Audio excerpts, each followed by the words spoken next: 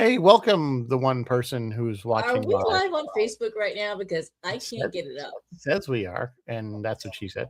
Um, I can't. anyway, no, it says we're live. Says we're live on both platforms. I don't. Okay, that's weird. It does not want to come up on Facebook for me, but maybe I don't know where to look. Well, Okay. we'll just give it a minute here.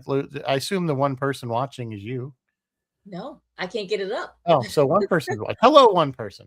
Hello, one person, whoever you are, because you're not me today. Welcome to Sci-Fi.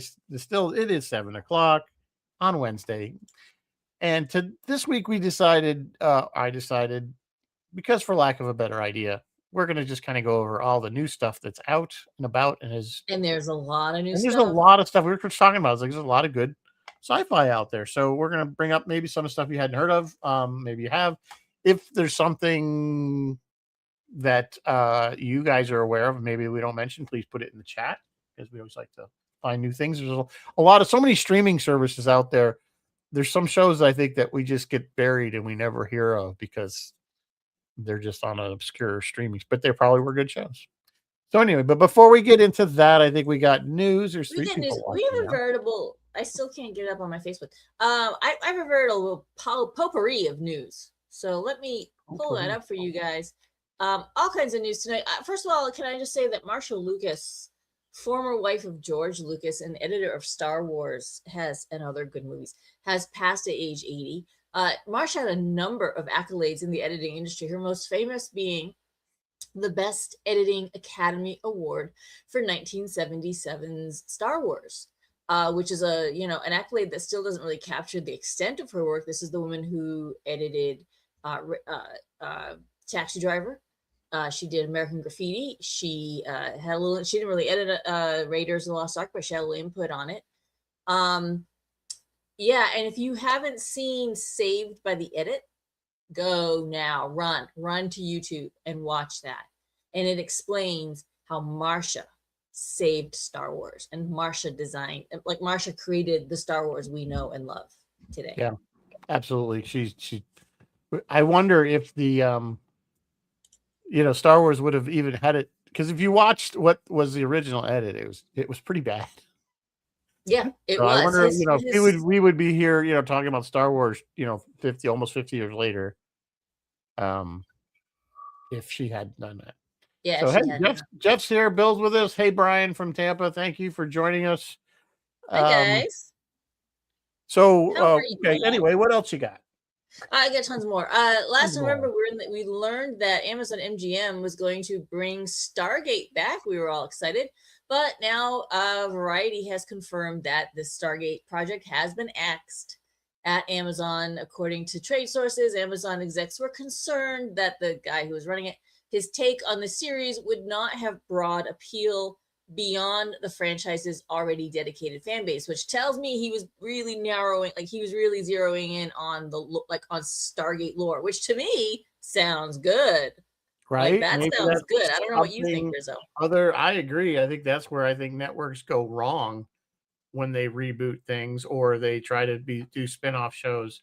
I think we've seen that over and over again, where they just try to deviate too much and give too much people's free will, if you will, directors and creatives, to do what they want and leave what worked. Yeah.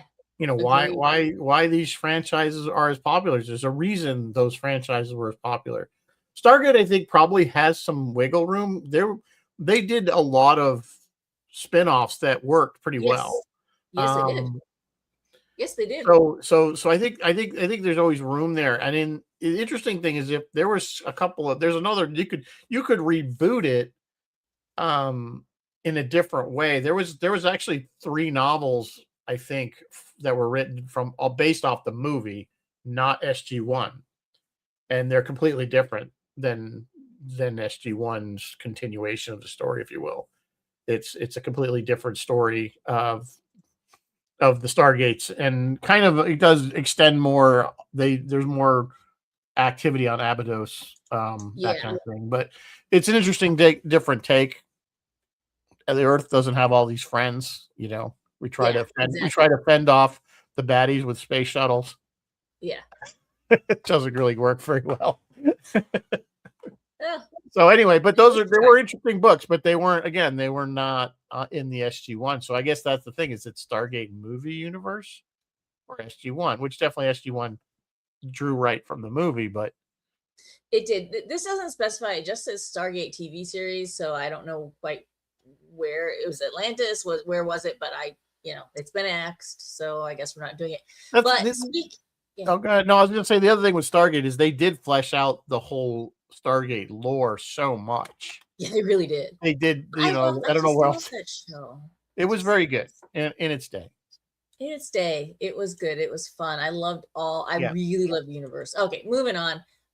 Speaking of something that got axed, that maybe we're glad that it got axed.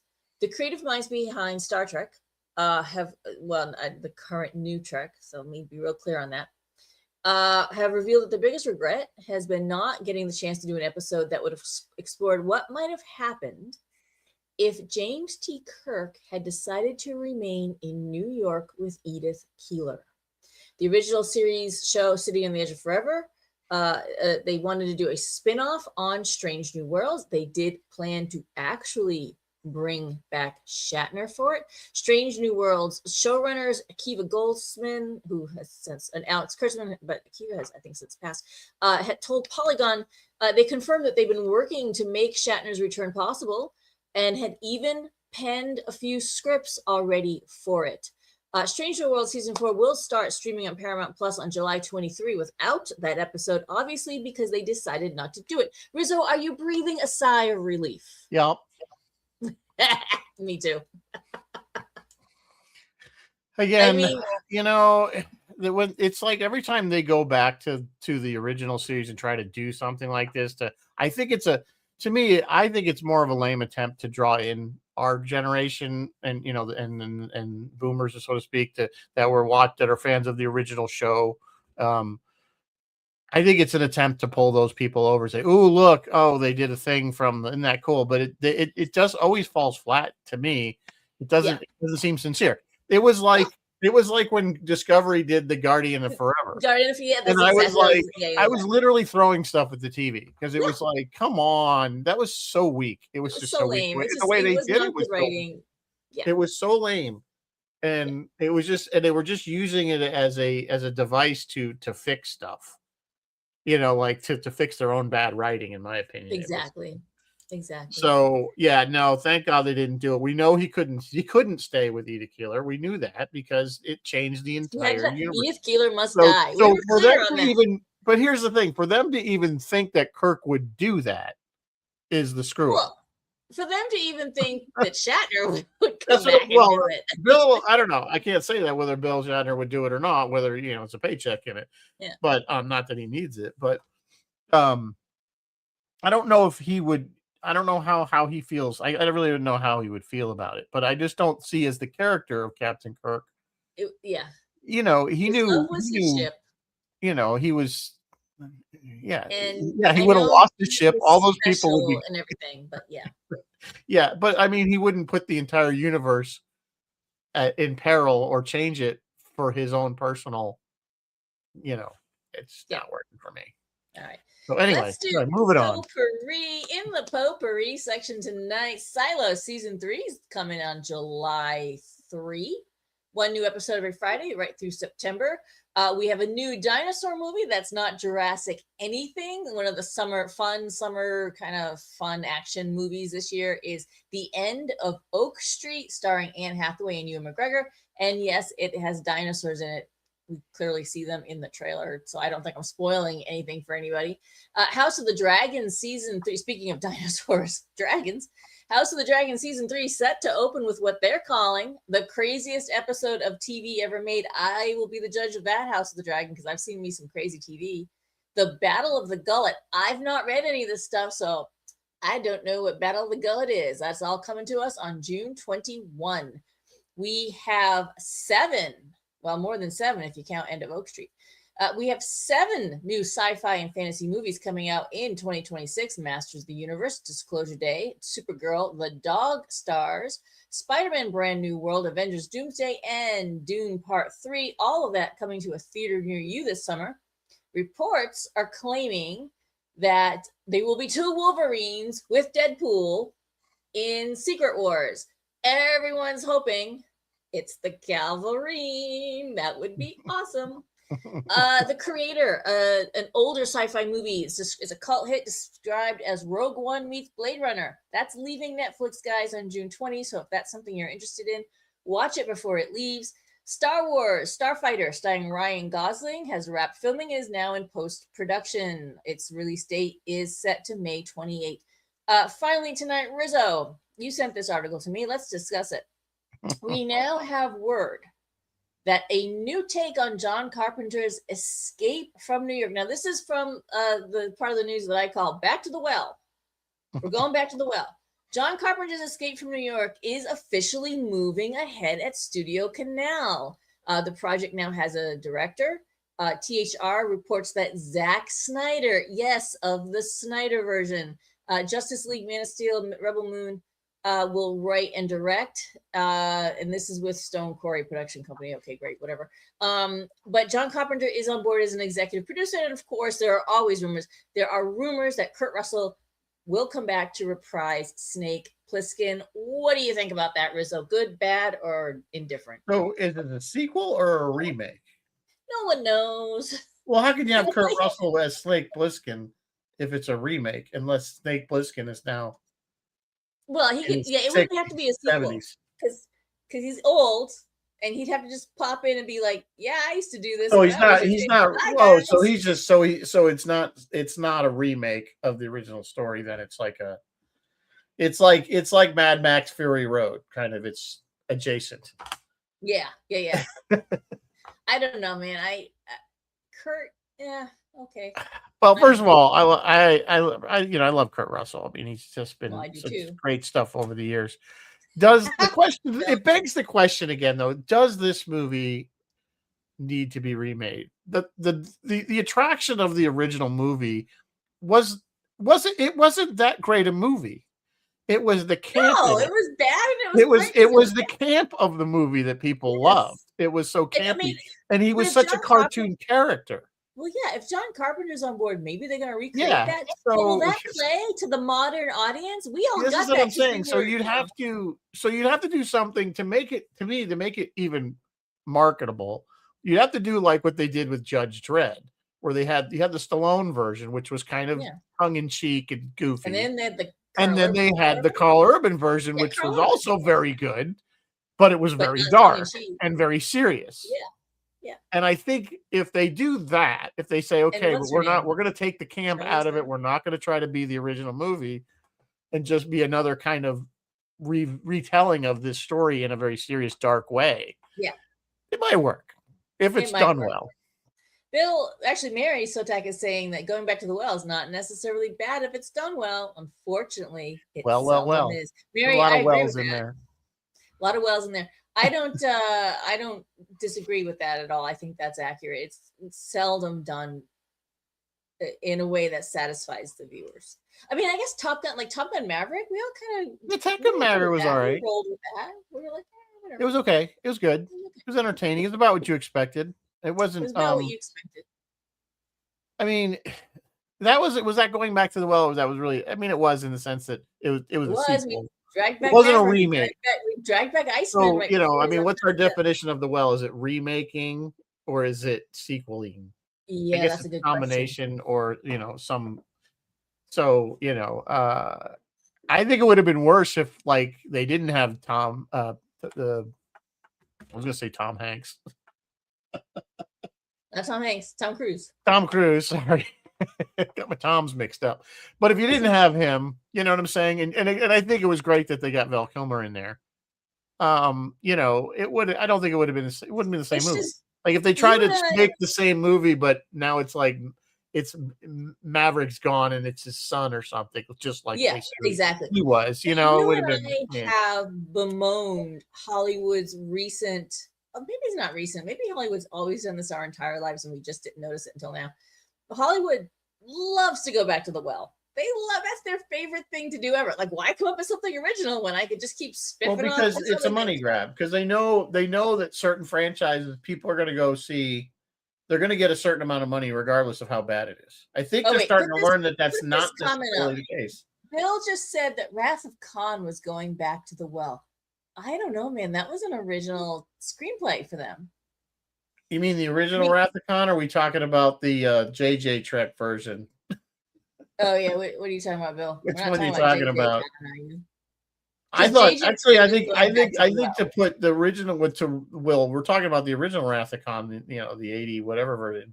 Well, now we just got a series. That So was series, like the Godfather series. Is that going back to the well? No, of course Or is not. that, I mean, that was, of course, the first two original movies. Star Wars trilogy was that. One going could back argue to- that Godfather 3 was, because the first two came out pretty like not back to back, but they were like within a few years of each other. They were filmed. They were designed to be. I mean, they weren't designed, but when the first one was so popular, they immediately made the second one, and the second one was almost as good as the first one. So it wasn't, you know, it was the one that won 2 Academy Awards. They both won Academy Awards for Best Picture. So that's kind of a hard one to say it was a well. But the thing with Wrath of Khan was, I mean, that was great because it was a nice connection to the original series. Having that in. And you know what? Listen to the Trek experts, because they'll talk about this. Nobody gave a crap about Space Seed as far as the fans go. Like, it was never a top 10 or top 20 episode on their list until after the Wrath of Khan. So the original, the episode itself was never that popular in the 79 episodes. So I don't know why it wasn't popular. It is, but I guess. But here's I think what made. But if you look at the whole Khan as an arc, we have Space Seed, we have Wrath of Khan, then we have Search for Spock, and the Voyage Home. They're all connected. Yeah, they are. That's all one story arc. There's a running theme going through all those. Yeah. We should establish a definition for Back to the Well. I think Back to the Well is when something is made it, saw it, it's done. And it can you can let it lie now. There's no reason to go back and start messing with that anymore. That to me is Back in the Well. And there's like Princess Bride. Don't go remaking that. That's done. I think Snake Plissken Escape. That's done. Don't go be doing that again. It's done. But when you have like a series, an ongoing series. I think they are. You're right. They're getting lazy, and I think it's because here's the thing. There's another whole discussion that we could have. Is I think cinema, in the sense where people go to the theater, buy popcorn, and sit down, is dying, and the numbers are showing it. People aren't going, and this is one of the trends now that they're trying, is getting some of these popular YouTube producers to actually make feature length or short films. Because that's what the younger generation is used to, these 5-minute, 20-minute little things, not sit there for 2 hours. Now, I think one of the biggest problems movies have had is movies that have gone over 2 hours. These 3-hour epics are ridiculous. Movies, They're ridiculous. In case you guys are curious, Grogu was strong last weekend. Mandalorian Grogu, it collapsed this second weekend. I haven't even seen it yet. I haven't seen it yet. My sister-in-law loved it, but she loves anything Star Wars. I've heard very mixed things. Some people really liked it. Some people thought it was just some people like, no, this was just it was just another episode. That's what I heard. It's just another episode. So, Disney needs to really have some with Star Wars. They need to have some inward thinking. Yeah. So. And so does Star Trek. And so Star Trek has a lot of inward thinking. And so do the people making the new Snake Plissken movie. You guys need to do a Snake Plissken movie. Like I said, I think if you completely, the only way I think it would even work is if you cannot try to remake the original. It'd be like trying to remake Big Trouble in Little China. It wouldn't work. But honestly, it was almost like this latest Indiana and the Dial of Destiny. It's like, okay, we're done, guys. We're done. Yeah, stop. I mean, actually, that one I know a lot of people didn't like it. I thought it was better than. Well, I hated the Aliens one more. The Crystal Skull was the worst one. I actually thought Dial of Destiny was better than that. But Dial of Destiny was 100% fan service. But I tell you, if you play video games and you want that indie fresh, play the game, the Great Circle. It is very good, and the guy that voice acted, I know I said this before, is so scary, spot on Harrison Ford. You think you're watching a movie again. So anyway, I just throw that out there. All right. That's all I got for news tonight. Rizzo, are we drinking anything? We got something. I figured since The Boys just ended, this is a cocktail called am I going to have superpowers if I drink this? Well, if you drink enough of them, you'll think you do. You think you do.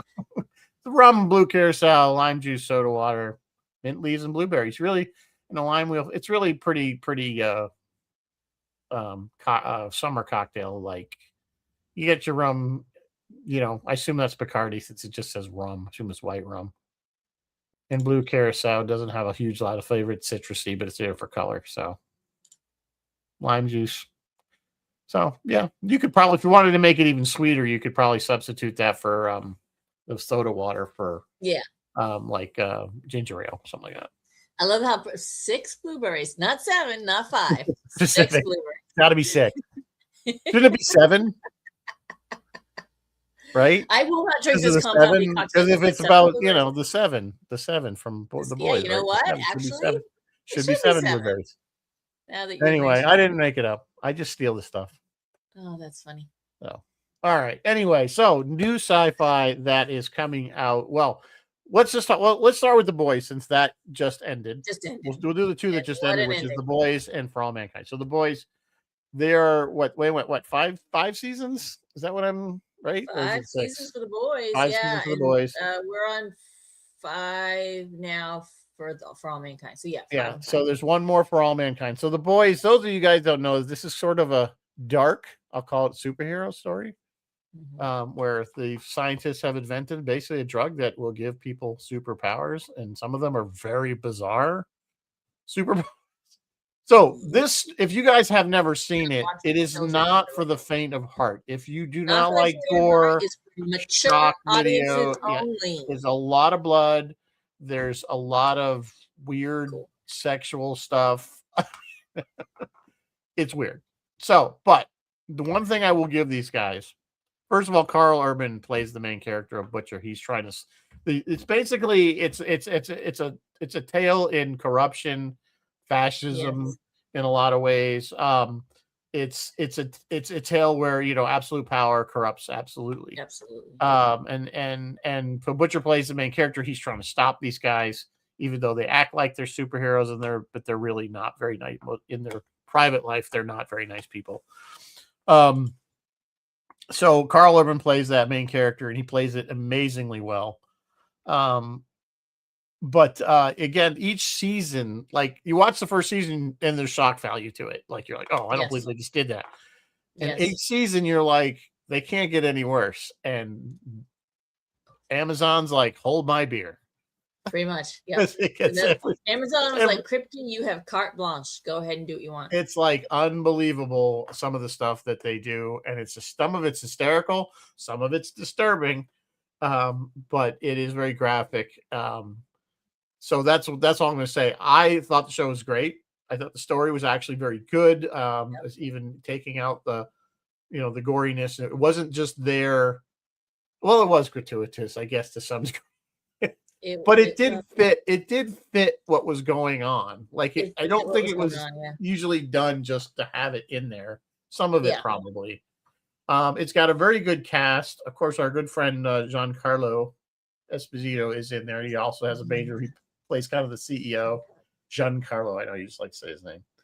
So he plays. He plays basically Frank, like he did on Breaking Bad. He's basically kind of the same character.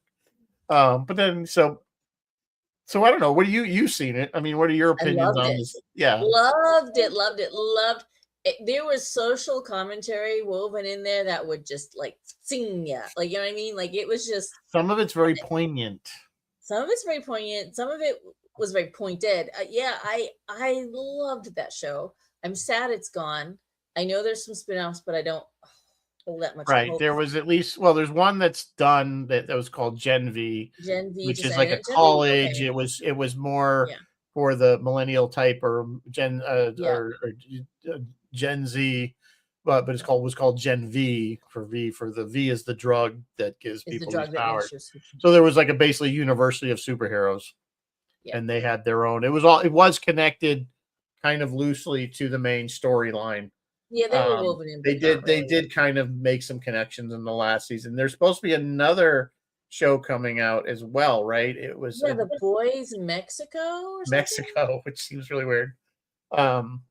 So yeah, because they implied that like the United States was the only country that had these superheroes, like because we invented the drug or something. You know what? That's a really good question. Because there was like an episode where they were talking about how like there was like some terrorists in the Middle East got some of the drug, and they went our guys, our superheroes went over there to just take them out. They're just to get rid of them right away, kind of thing. But I don't remember. yeah, they kind of implied that at least you never saw like, oh, this one's from England or something. They're all pretty much Americans. Yeah. But yeah, it really kind of gets down into a weird, kind of starts to spiral down into that kind of totalitarian state thing going on. So the guy that plays the main bad character, which is named Homelander, that's his superhero. He's like almost omnipotent superpower. He's like Superman. He can do just about anything. Nobody can touch him, and he's a huge egomaniac. Have you seen that actor though was in another show earlier called oh, what the heck is it? It was on, I think it was on, was it on Prime? Anthony Starr. What else were you in, Anthony Starr? He was in, let me tell you, it was a pretty good show actually, but Banshee, it's called, that's just the name of a town, not the ghost or whatever. Spectre. Yeah, it's called Banshee. That's what it was, my show. And it was basically, he plays kind of a bad guy that kind of accidentally kills a cop and then takes his place. Oh. And so it's interesting. He's the kind of the anti-hero in the show. So it's a good show. I recommend watching it if you like that sort of thing. But you watch that and then you see him as Homelander. Of course, he's got the frosted tips kind of thing, that whole blonde whatever. It doesn't look, but it's the same actor. It just, you're kind of like, okay, that doesn't if you look around, there are test shots of him out there with an early version of the suit, and his hair is a lot browner. And I was like, yeah, they did the right thing. His natural color. Yeah, no, he's not normally that blonde. He's like brown hair. So anyway, so that's The Boys. That just ended. It's 5 seasons. So you can go binge that if you really, want to waste a weekend, rainy weekend, go ahead and knock it out, but just lock in, because it's going to be, it's a ride. Lock the kids out, because it's not for children. Not for children. Make sure the safety bar is down when you watch this show. Yes. So make sure your seat back is in its full upright position and the tray tables are stored, because it's a plane crash. Yeah, and it has plane crash. So, all right. So the other show that just recently ended, well, not ended, but at least its season recently wrapped, which is For All Mankind, which our good friends Mike and Dini Sokuda are the technical advisors on. Yeah. And this has been a great show since the beginning. We've talked about it before. The premise, of course, is what if the Russians had beat us to the moon? By days, literally, like it was like very close. And how that changed history. And the space race didn't end; it continued into the 2000s. And it's interesting because one of the neat things that they do on this show is each season, as it starts, they give you this the first episode, they give you this kind of montage of because it jumps like about 10 or 15 years each season. And they give you kind of this montage of what's happened, and you see things that we're very familiar with. Yeah. And other things that didn't happen.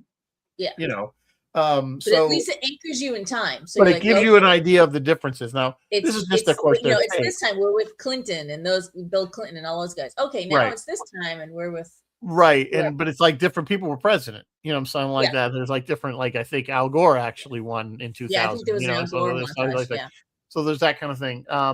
So they kind of mix it up that way, which is really cool. At first, I was like, the first time I heard about it, I was kind of like, I don't know, alternate history. But once you kind of watch it, because it really starts right out with, you think it's the Apollo 11 landing, and then you realize it's the Russians.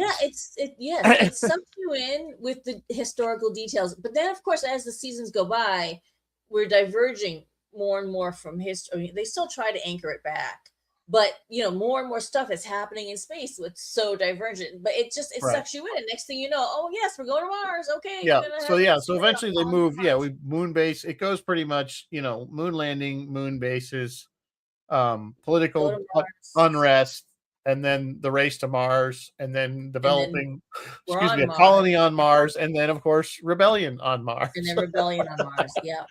A lot of people, some of the people, if you look on Reddit and stuff like that, they're kind of complaining that they got away from the exploration part of the show. Well, and that's more why of they this did the political Titan thing, but I don't feel like it politics. Yeah, this last season seemed a little heavier on the politics side of stuff and less on the exploration.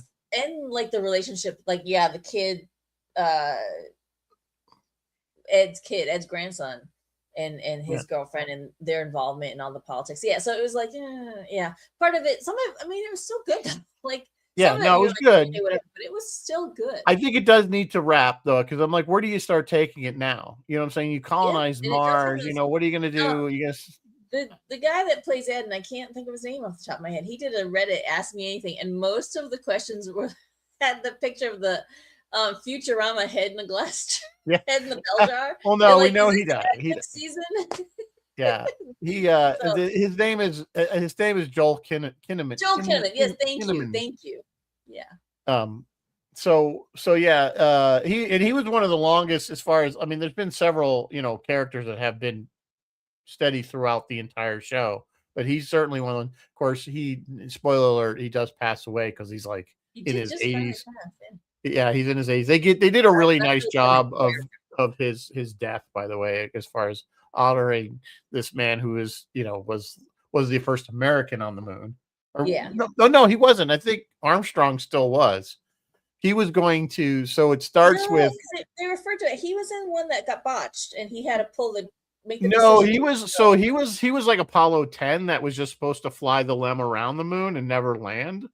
And I know this was a real thing that they were.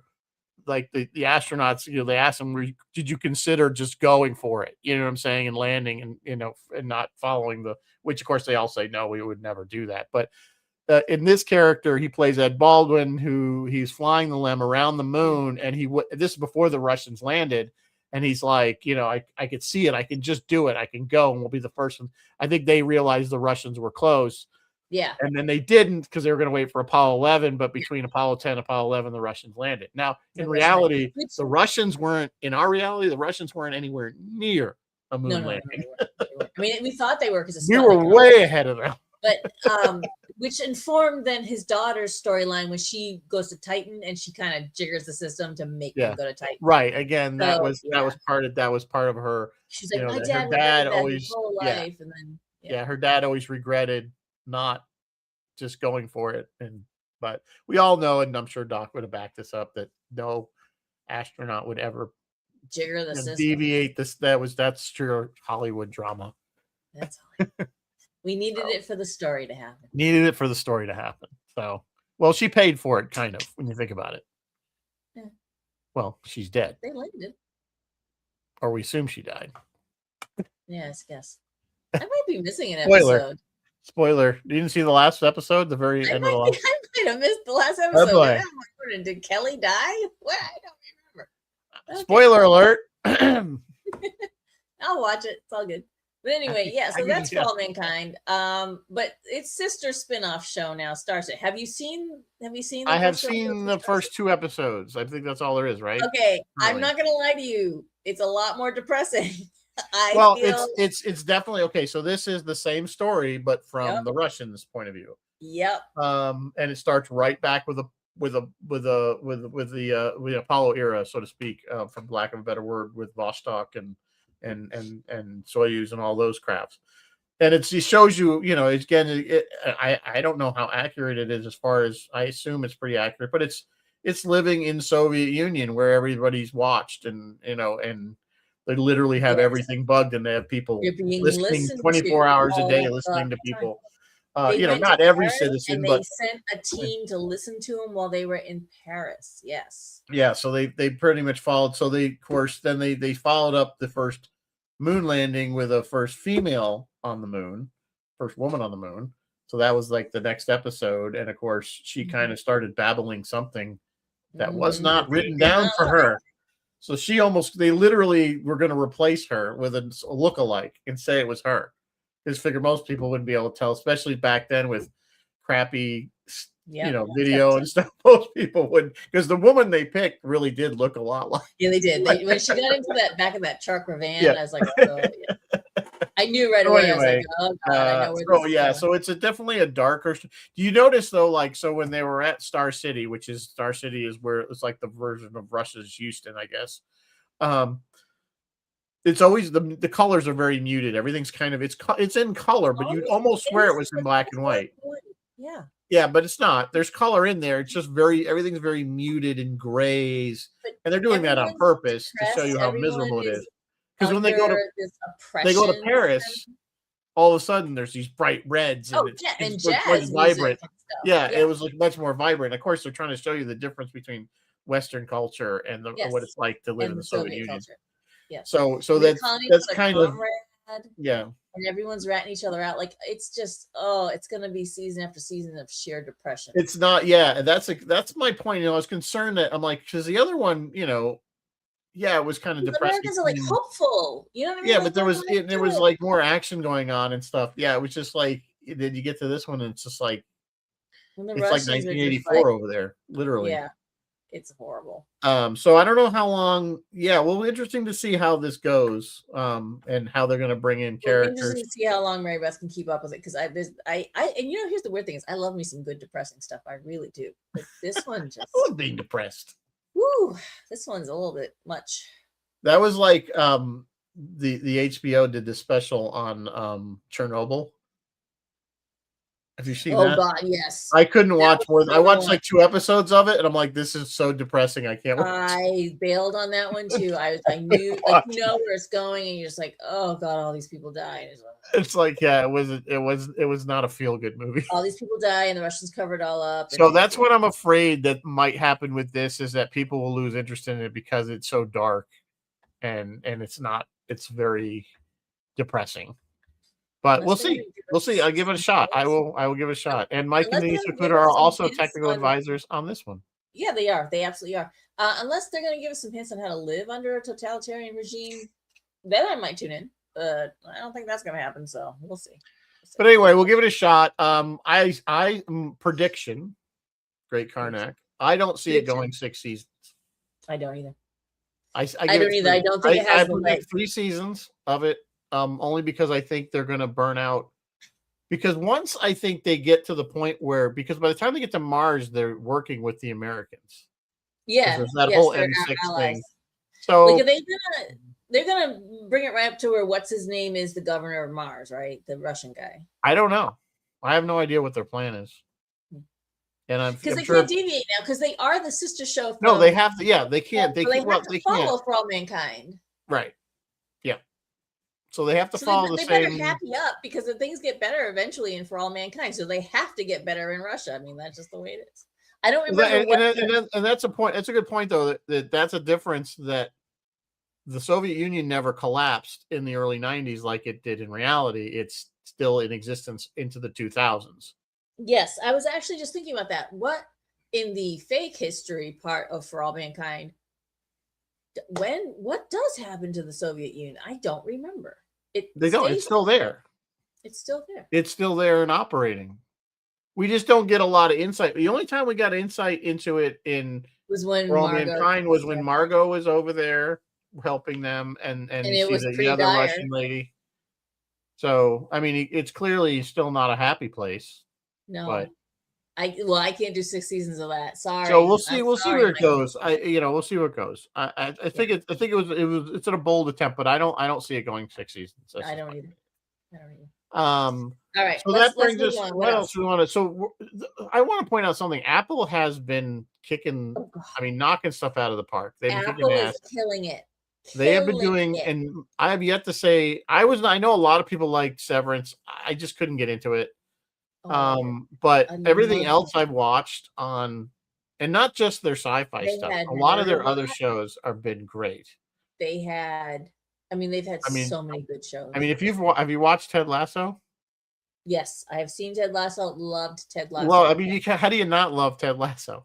It's just a good show. It's just a happy show. Exactly. If you want to be happy, go watch Ted Lasso. The other one that's kind of in that same sort of vein is Shrinking.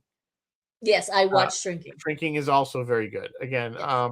we And like it's fun to see we Harris. also, just while we're on this Apple side, we also like Our Friends and Neighbors with John Hamm is good. And then what else have we been watching? There's been a whole little bunch of little shows that were pretty I'm good. telling you guys, Apple TV is killing Yeah, I'd it. say right now them and Prime probably have the best stuff. I mean, it used to be. Do you remember back? It used to be HBO. Everything good was on Yeah, HBO, and HBO now. now HBO does have some. The Pit is good. There are some stuff. Of course, I'm a big fan of John Oliver. Um, but anyway, just swinging back. Yeah, so Apple has another new show called Widow's Bay. It is very. This is the first season. I think we're almost through the first season.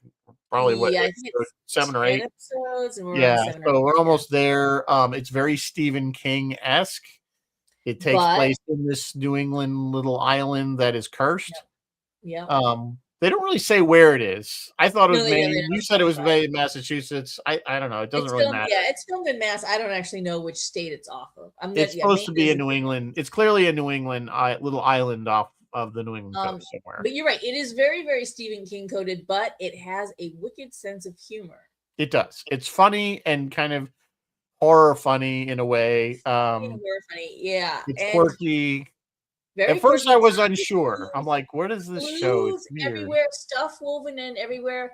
And if you don't want to pay attention, just look at the paintings in the background. Sometimes all kinds of clues in the paintings. It's one of those smart shows that's layers and things woven in and stuff going on. And the funny thing about the show is it jumps like there's the old history episode with like Yeah, there's the one that kind of goes back to the guy that Warren. founded the And then island, there so was to the speak. episode where what's her name went crazy and threw the party. And there's the episode where he's like, each episode is kind of different, and yet it all kind of weaves together to tell the story. Wow, it's a brilliant show. I am And very there's some humor and disturbing stuff, like the whole thing with the sea hag.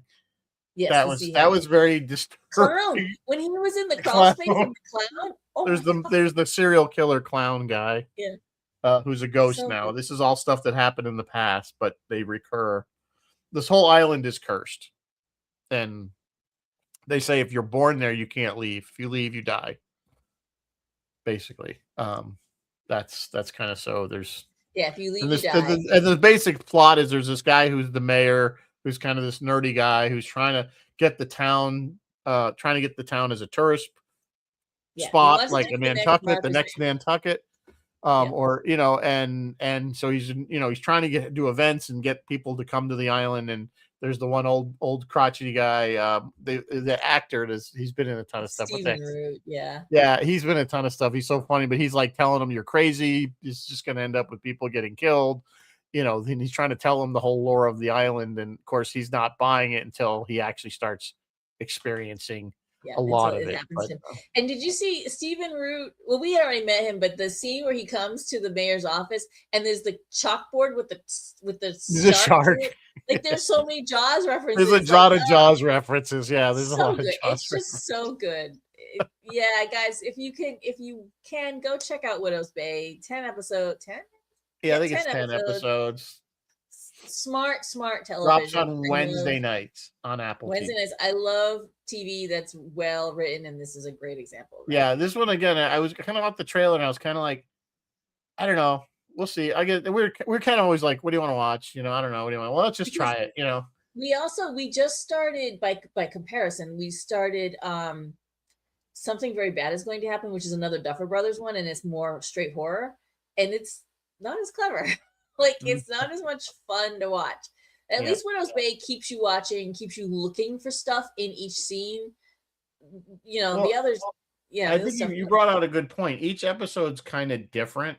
Yeah, it's like a little different take. I mean, it's not like a different angle. It's the same characters, but like these weird things happen. Yeah, and you're kind of like, and I thought this last episode, it seemed like it could have been the last episode. Not to give any spoilers away, because it just seemed like kind of a climax, but there's still there's still two more. Apparently, there's still at least 2 more episodes. Yeah, I don't know. You're right. That you're right. Once they gave the history and then the show after that, it kind of felt like it could have ended. Yeah. Yeah. Whatever. It's all good. We'll see. Maybe it was meant to be a 1-season show. I don't know. Maybe. I don't know. It's filmed, and those of you who are curious, it's filmed all over Massachusetts. It's filmed in a number of towns, both on the sea and inland here in Massachusetts. And it's been great fun for me as a Massachusetts native to go, I think I know where that is. Oh, I know where that is. I think I know what that is. I think I know what that is. So it's always neat. It's like when they shot part of Fallout right in Glens Falls. Oh yeah, that's right. And you're like, they used the gas station, the Red Rocket, so the Red Rocket. Yeah. So another great show, but we've talked about, we did a whole show on Fallout, so we did Fallout. We won't bring up Fallout, but Fallout is still, and they're supposed to be having a Fallout reality show. Yes. Spinoff, which is, I don't know how that's going to go. They're going to basically, lock a bunch of people up in a vault, I guess. I don't know. I'm not going to lie. I have not seen a reality show in easily 10 years. I never watched them. I haven't think I've watched them since The Real World on MTV back in the 80s or 90s or whatever the heck it was. They're all fake. That's the problem. They're not, none of them are real. None of them are real. Yeah. So, all right. What else were we going to talk about tonight? I think we were going to talk about, the last one we had on our list was The Boroughs, which is a Duffer Brothers. Stranger Things for grown-ups. Which is Stranger Things for with old people instead of. It's Cocoon meets Stranger Things. The Boroughs will give you hope that even people our age could still have an adventure. That's what I took away from The Boroughs. I'm old, but I could still go out there. I haven't watched all of it yet. Oh, you haven't seen all of it? Okay. No, I'm only up to pretty much the big reveal episode, which whatever that number was. So, so this is basically, it's about an adult community, if you want to call it that, out in the desert. We assume it's like Nevada or Utah or something like that. And there's some shenanigans going on with creatures and people dying and stuff like that. So, these group of old folks decide they're going to investigate and figure out what's going on. It's all tied to the community and the owner. Folks and Gina Davis. Gina Davis, who's 70, so she's not. And she gets the young guy. She gets the good looking guy. Yeah, she looks pretty good. I guess, and she has work. She's had work done. She's speaking a little bit. Well, she always had kind of an odd voice, but it's more pronounced. I think maybe because she's had a little bit of this going on. Oh, maybe, yeah. That could be. Oh, and side note, and Rizzo and I both discussed this before. Alfred Molina plays in this, and I don't think Bruce Playfair is watching tonight, but no. Alfred Molina looks like Bruce Playfair. I think he does. Looks like Bruce, what Bruce would look like when he gets older and he put a beard on him. This is what you're going to look like when you get older. The eyes, it's in the eyes. Like, it's in the eyes and the if you put a beard, I agreed. We came to that conclusion independent of each other. Yes, independent of each other. And I brought it up to Alex, who's good, obviously good friends with Bruce. She didn't agree with me, so she didn't think. She didn't see it, but I said, "Well, she didn't watch the show. She only saw it's just the show." I've seen Alfred Molina in tons of other stuff. He don't look like Bruce Playfair, but there's something about this show. I agree. I thought the same thing. So, but it's good show, and it did have it. Well, the cast is interesting because it had Bill Pullman in it for like one episode. Yeah, 1.5 episodes. But some of the other people are kind of has Alfred Molina and Alfred Woodard. And every time I see her, all I keep hearing her say is, "John Luke, blow up the damn ship. You broke your little ship." Yep. You broke your little ship. Great cast, amazing cast. Amazing cast, and it's only 8 episodes, and they move the story along and wrap it up. And if it's only one season, like if this thing doesn't get another season, we're one and done in it, and it's got a little hanger at the end, but that's okay. Nothing. And it's just a wonderfully great self-contained story. And you know what? I kind of love that. I don't need 6 more seasons. I think that we've talked about that. I think that was the biggest problem with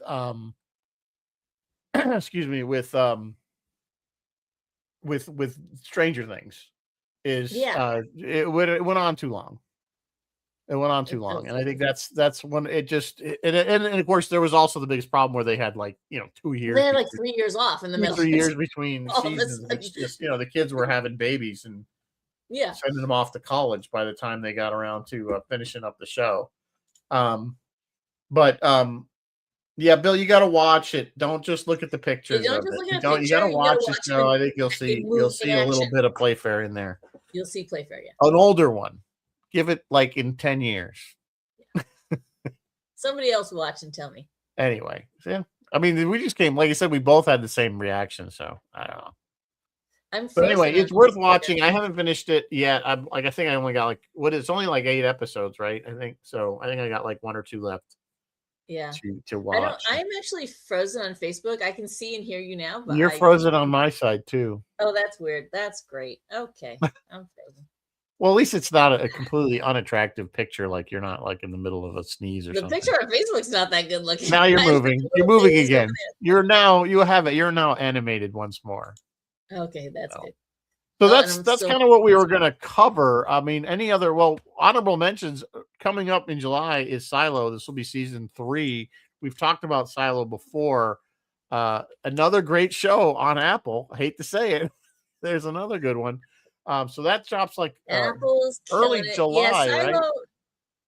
Yes, Silo is in July. I just did it in my news. Let me look up the date for you. Silo is July 3, right before the 4th of July. And it sounds like they're going to let us show us the before times. They're going to show us how it all came to be that these people were living in silos. Interesting. Yeah, no, it's a good show. That is based on a series of books, I believe. So right here, we're almost at the end of the hour. What are you guys, anybody watching anything? Is anybody watching Midnight Mass or Mass at Midnight? I don't remember which way it goes. And is anybody watching Something Very Bad Is Going to Happen, which is 2 horror? I don't generally watch horror. It's not usually. I don't generally either. Not usually my thing, although I'm cool with Widow's Bay because it technically is horror, but it's funny horror, so I'm okay with that. Yeah, that's not really horror. Yeah. It is, but it is. Yeah, it's got a good twist to it. We were watching some other stuff on Prime, not sci-fi. Citadel, which is a very spy thriller. Citadel is a good one. Which took another one that was like a huge break. It was like 3 years between seasons for some reason. Citadel was weird. And now that they're back, they're different. Like I feel like the Citadel before and the Citadel now are different. Yeah, it's a little different. I love Tucci there, which is the show we are watching right now that is not science fiction is this thing called Industry. Oh my God. This is horrible people doing horrible things, and it is riveting. It's like it was snorting coke and shorting things and making millions of dollars and screwing other people over and doing more coke. Like, it's kind of like it was like if you've ever seen I think it was on Hulu, which was the docudrama about the opioid epidemic called Dope Sick. Yep. What a great series, but man, you will be so enraged. Yes. You will want to, drug companies would, those people were horrible. I will never take another drug again. I know, right? So, Bill says, I watch horror, I watch the news. That's becoming comedy, is what it's just it's becoming fantasy, Bill. It's not even horror. It's just satire sometimes. It's something, I don't know what it is, but yeah, anyway, so I'm trying to think of what else we've been watching. I think we covered pretty much what we cover is probably what I watched. We nailed it. Let me look at my watch list because I write. I did find on the Canuckavision, there's a 24/7 Top Gear channel, so that's my go-to. That's my go-to. Top Gear or American Top Gear? British Top Gear, the original Top Gear. The good Top Gear. The good stuff. And it goes way back to the early 2000s. Like they're literally showing like somebody with a flip phone. Excellent. So it's like, it's really. Oh, you know what else I'm watching from? I've talked about this on this show before. I'm watching this show called From, and it's a little bit horror, fantasy horror. But it's quite good. You'd probably be okay with it. It's a little bit slow, but it's quite good. So yeah, that's another one that it's not dark, is it? Like dark? It's daylight and they're running around outside a lot. So no, I mean the show Dark.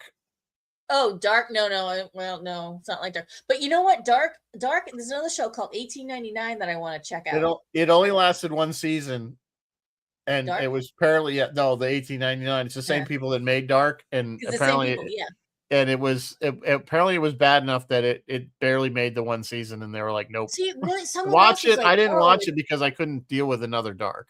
Yeah, like Dark was hard. Dark was hard. Yeah, someone else was like, it's even more convoluted than Dark, and I was like, well, I better write that. Oh yeah, no, I can't. That one. $18.99. I'll tell you, if you have, I told you, if you have a problem with insomnia, watch Dark, and it will cure your insomnia. I Because don't I see. used To to me, go out like a light every time I I looked. found it riveting because I was always like, "What the hell is going?"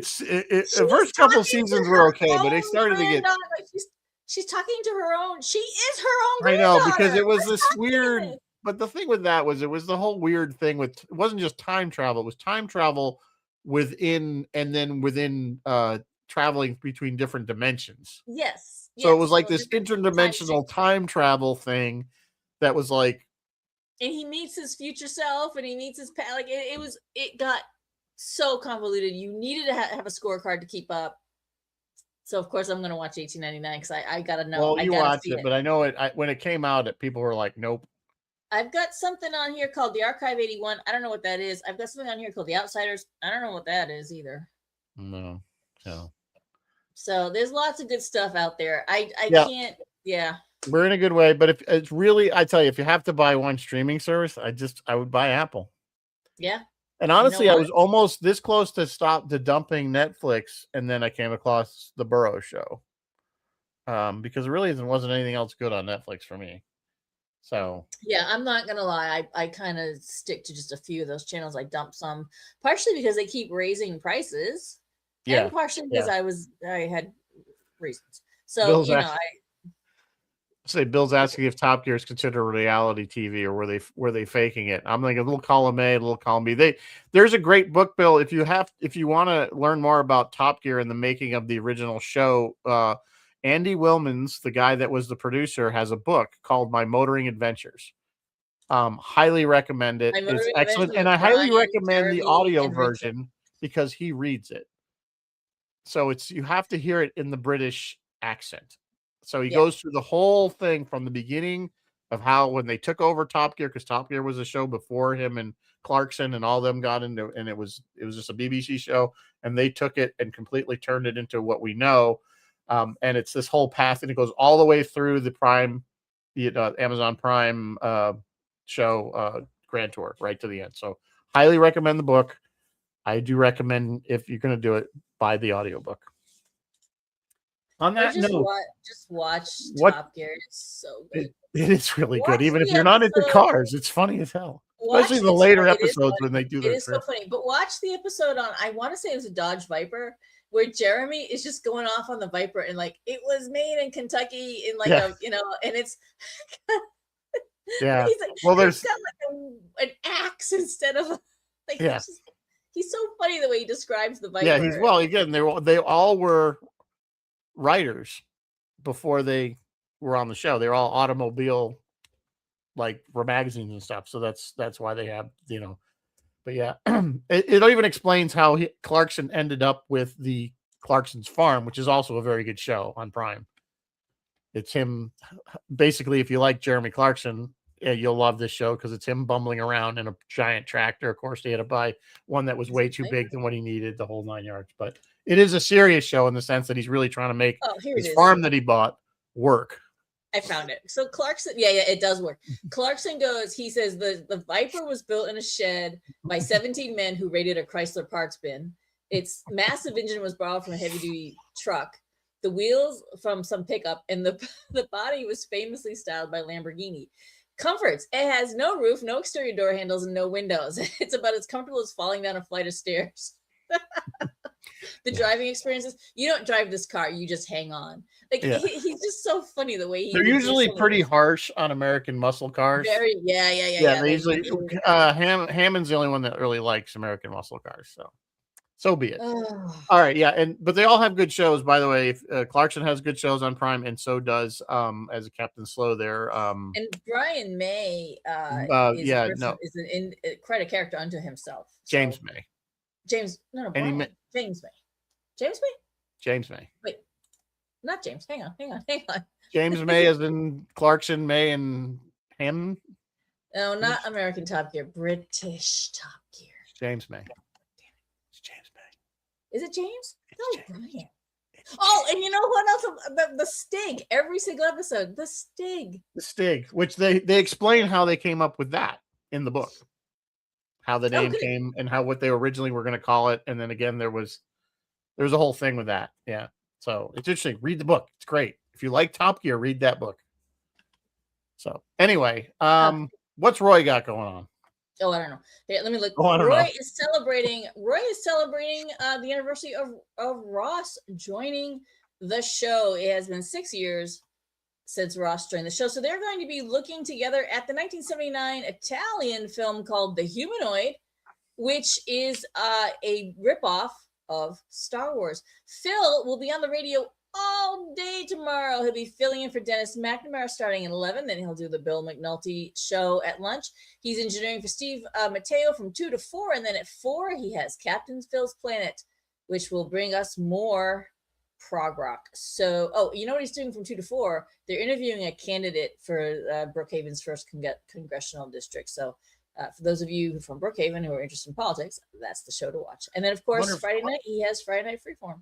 I was going to ask Phil if he does allows phone-in requests for music during his show. You remember that? No, I know. I just remember that when you were a kid, though, you'd call a radio station. Yeah. I don't think that that doesn't happen anymore because it's all pre-programmed and there's nobody actually there. Sort of yes and sort of no. I mean, no, not Phil, but I remember right here in like locally, I knew one of the DJs. He's like, yeah, I do. I record like half my shows and then they just play them. And they have somebody just inserting the ads. So all he's doing is the breaks. And they have somebody just computer. They just throw it up. That's what Phil says I'm engineering. Maybe that's what he's doing. No, it's all. There's hardly anything live anymore. Inserting the breaks. Hell, the local one went over. You could tell it's AI. Like literally the voice is that AI voice that you hear on a lot of the TikTok videos. I would turn that off so fast. Like, I don't listen to terrestrial radio anyway, so I don't care. All right. Next week we are doing God knows what. I asked for sneakers, you guys. I just wanted to change the pace. I don't know. You guys want to do sneakers? I mean, I just don't know if I have an hour of sneakers. It's kind of dated. It's oddly dated, and yet it also 90s. Oddly kind of. You know why I asked for it because I just watched it recently, and it kind of stands up. Like I thought it was good. So. I have not seen it probably in decades. It was. I remember I liked it when I saw it. It was good. This is Robert Redford, Sidney Poitier, who I adore. Yeah. And James Earl Jones at the end. Joaquin. I don't remember that. River. I just remember. I remember. Dan Aykroyd. I see. Wow, you're losing me. Chris LaRoche says sneakers is really cool. So, I don't know. Well, I guess that's a vote for sneakers. Okay. A vote. It's a vote. All right, we'll figure it out. We'll figure it out as I always do on Monday afternoon. When I'm annoyed because I don't want to watch a movie on Tuesday night. Such a burden. Talk about first world problems. I gotta watch a movie. Oh. I have to watch a movie. It's making me watch a movie. Making me watch a movie. Watch this. Watch it and have 1.5 speed. I know, right? All right, guys. On that note, we'll say good night. As always, live long and prosper, and may the force be with you always. Good night, folks.